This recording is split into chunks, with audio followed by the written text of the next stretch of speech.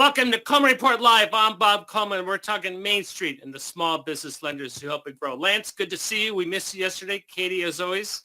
Welcome, Chris, our weekly Tuesday guest. Chris, good to see you. How's everything down in Florida?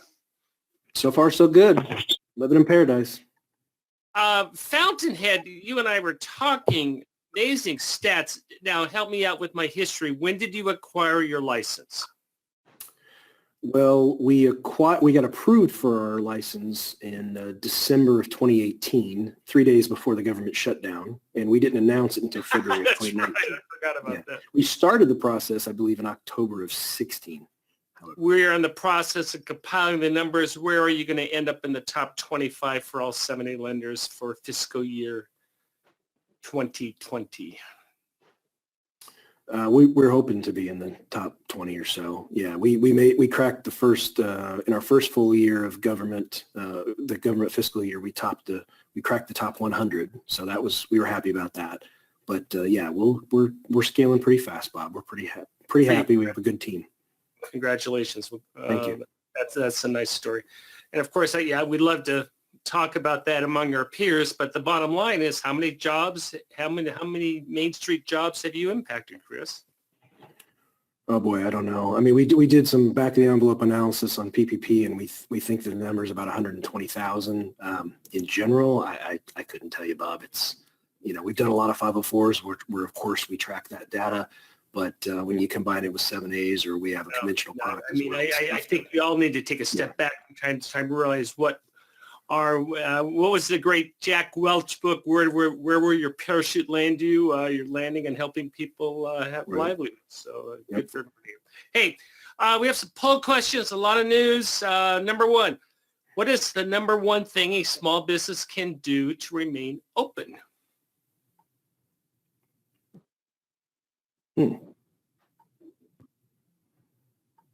All of these have an essential nature to them, Bob.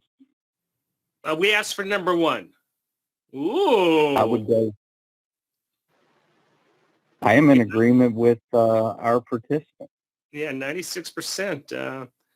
If I may be, Please. I think you're missing something on here, which is the number one thing a small business can do to remain open is to keep and get new customers. Mm-hmm. Period.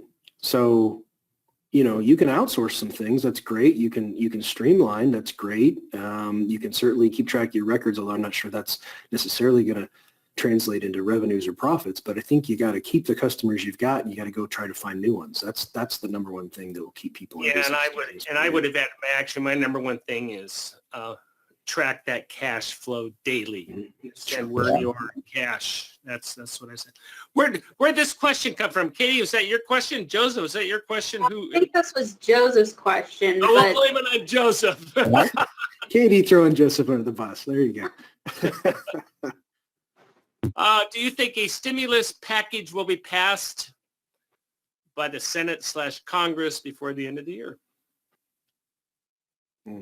You need a fourth category, Bob. I hope so. I think, we're all in there. No. Chris, what do you think? I don't know anymore. There's a lot of talk, but I just don't know. I don't know. I'll tell you one prediction is even if it does happen, the passage happens before year end. I think it's going to be, it may be tied with the continuing resolution, or regardless happen in mid-December, but I don't know that actually SBA will restart PPP until the new year. What is that date? I'm guessing 11th, I think, is when they have to have it done by. I think the December 11th.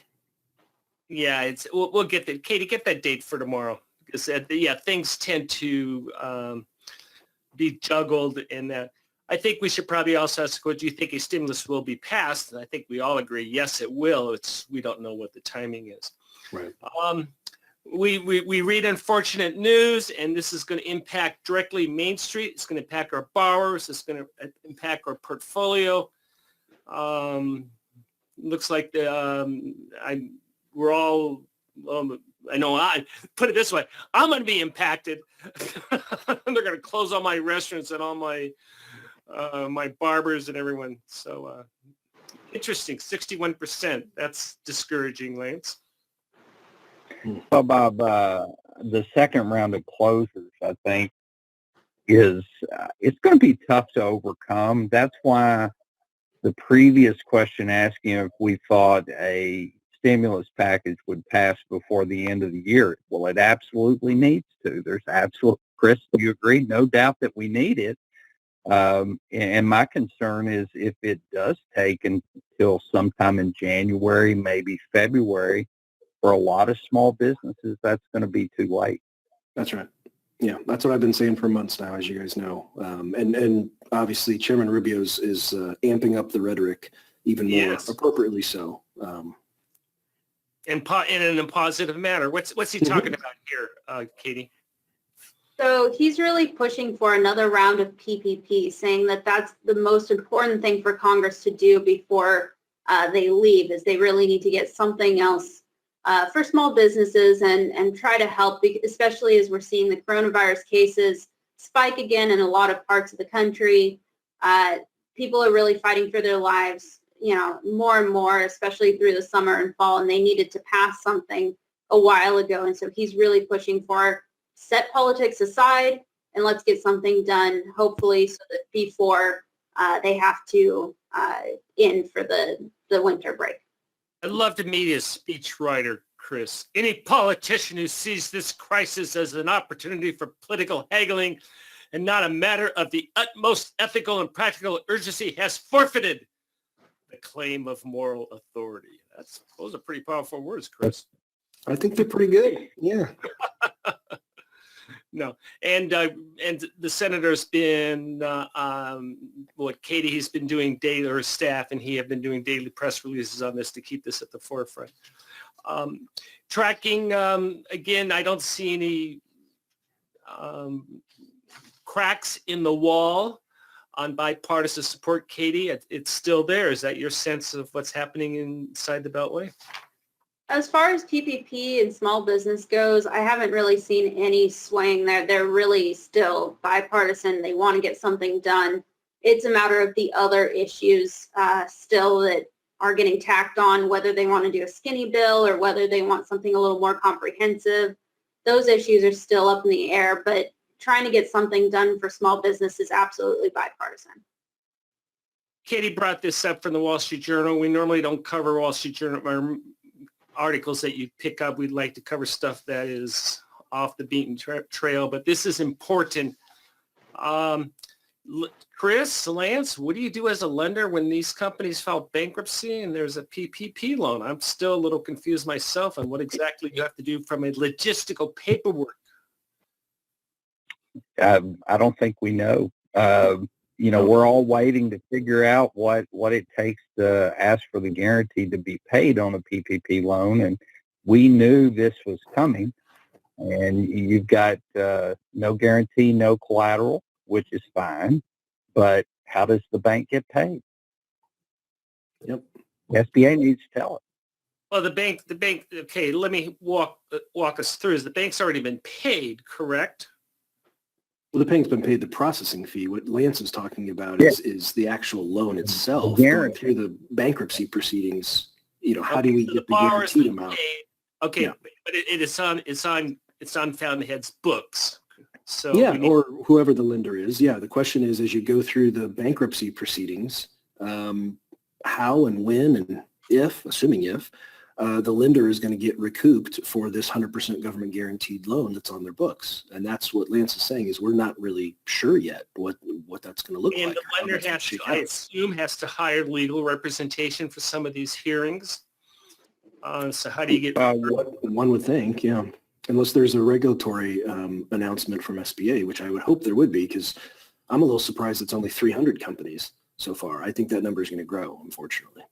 Yeah.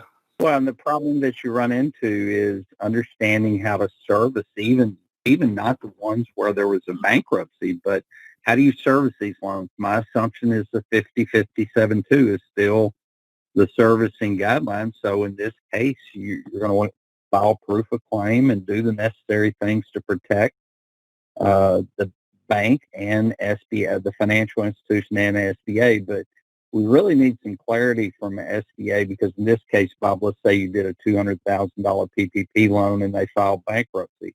Well, there wasn't a personal guarantee to begin with. The business now is the obligor, and Right. you know, they essentially don't exist. It's time to ask SBA to pay the guarantee. And That's right. how do we do that? Right. Yep. And how do we notify? Do we do a liquidation? You know, how do you process that? You do PDKs, and there's fees all involved with that as well. That's right. Well, the existing PDK, Bob, and liquidation plan and everything that exists for special servicing doesn't really fit PPP at all. Now, but I read a long time ago, is this still the consensus that these are considered 7A loans for servicing? Is that still in play, Lance? They're considered 7A loans, yes. Yep. So, And so the we only have, servicing guideline we have, Bob, is the SOP 5057-2 at this point. all right, Peter has to jump in and ask a difficult question. Despite the bankruptcy, can't the borrower still apply for forgiveness? We don't know. Come on, Chris. I see Okay. there.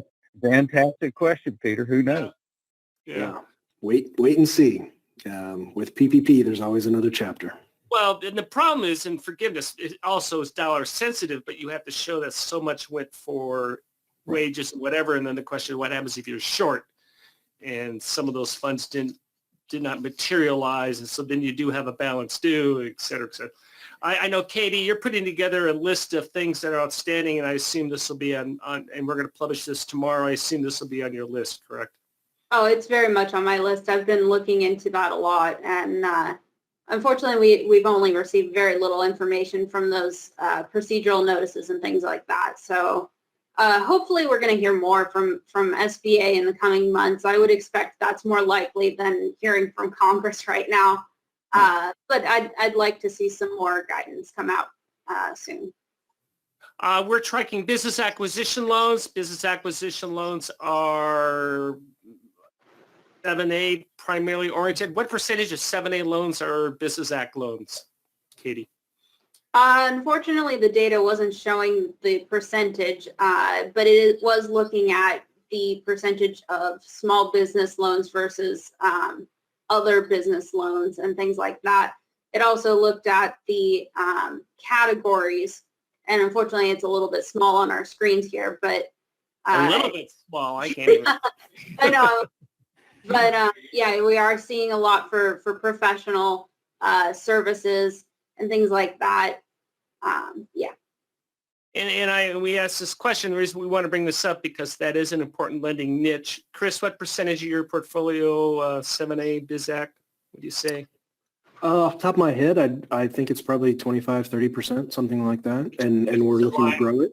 Yeah, we think it's an area for a lot of growth over the coming years, mostly because of I think it's like 54% of all for-profit privately held businesses are actually owned by baby boomers, and obviously, despite what's happened, maybe some setbacks in retirement planning in the pandemic, I think there's going to be a disproportionate amount of businesses for sale in the coming decade, and so I think there's going to be a lot of acquisition opportunities for SBA lenders. Please be careful when you say baby boomer, Chris. It makes me nervous. Lance and I start shaking. Hey, I only got a couple more years before the AARP is going to send me their cards, so I understand. I'm getting there too. Go ahead, Lance. I was just going to say I'm at the tail end of the baby boomer generation, but the thing I agree with Chris, business acquisition opportunities are occurring.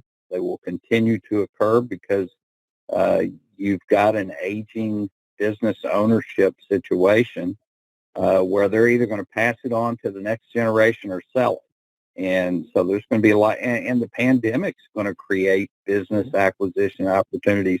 These businesses that are filing bankruptcy, there probably are going to be opportunities for people to come in and pick the assets up and restart a new business.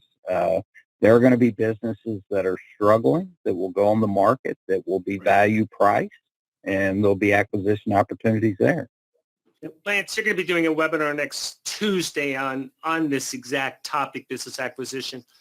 Let's go through it real quick. You get the application, and there's a PPP loan on the books. What do you do as the lender advising both the seller and the buyer? I wish I could advise them to hang tight until forgiveness occurs, but it's on a business acquisition loan where the selling business has a PPP loan. You can go ahead and move through with that. You've just got to escrow an amount equal to the PPP loan until forgiveness occurs. So it's not that you can't do it, but it's like Chris smiled with me. The ideal thing would be forgiveness has occurred, and we can take care of that. It throws a lot of wrenches into underwriting. I've noticed that on a lot of my opportunities when they've got idle loans and PPP loans. There's a lot of extra work that goes into properly underwriting an SBA loan with those. And I've got to tell you, Bob, I've seen opportunity after opportunity, and they all have idle and PPP loans on their balance sheets now. So you're telling them to go ahead and get the forgiveness, go through that process. Well, now. I mean, it would be okay. You don't have to stop the process. I mean, there are business acquisition loans. I bet you've done one, Chris, where you had to escrow the PPP loan amount. Yep. And you can go ahead and move forward in that circumstance. But the cleanest, easiest deal is when the forgiveness has already occurred. You're talking an asset sale. What about a stock sale? I know those are few and far between, but if it's a stock sale acquisition, do we have to escrow it? Do we need SBA's approval? Well, you're still going to have to escrow it, Bob, because the PPP loan is to the business entity. Right. It's to the business entity, and now someone's stepping in and taking over that stock, and they are now controlling that new business entity, and therefore the loan. That's a good question, Bob, and I still think the money's going to have to be escrowed because forgiveness relies on the previous owners. Well, and the takeaway on this is the lender gets the call, the shot. If you're the one who wants to escrow and do it, you have the right to do that, even though you may get maybe that's something we can let it go. So correct, Lance, is one of those you can perform at a higher level than what the regs require us to do. Well, I'm going to escrow the PPP loan amount irregardless, Bob, just to be a good SBA citizen, Bob. There you go. I think my challenge. Go ahead. Go ahead, Chris. Well, you're relying upon the actions of the selling owners. Right. When you buy a business that has a PPP loan, so it's in the best interest of the financial institution and the best interest of the purchaser of that business to have that money escrowed until forgiveness occurs. But the purchaser also has the option. Also has a clause in there that they will assume the responsibility of initial disbursements. So there's a lot of issues that, Lance, you get to sort out and discuss with us on Tuesday. Hey, we keep getting these questions. Nothing wrong with it. Patricia says, okay, so we got the 3508. Do we need to recalculate, verify the docs submitted? Lance, what are you doing? Because we don't have a specific dollar amount, but what are you doing when these come into your institution? I think you need to look at it and do a good faith review, but it's told us over and over again that we are relying on good faith review of the application. We're relying on the borrower's certification. And when it all comes, when the rubber meets the road, Bob, the borrower's who's responsible for the calculations. Now, granted, if you look at an application and you can immediately say, hey, something's not right, but it does not require us to get our calculators out. Many of you probably don't use calculators, but I still do. It does not require us to break our calculators out and crunch numbers. Slide rule. Chris, what do you do? Well, this question is specifically about a 3508S. And so I 100% agree with Lance, which is the way you read that form as the lender, you are merely collecting that borrower certification. They've made the calculation of what is forgivable or not, and you are collecting the documentation that backs that up on behalf of SBA.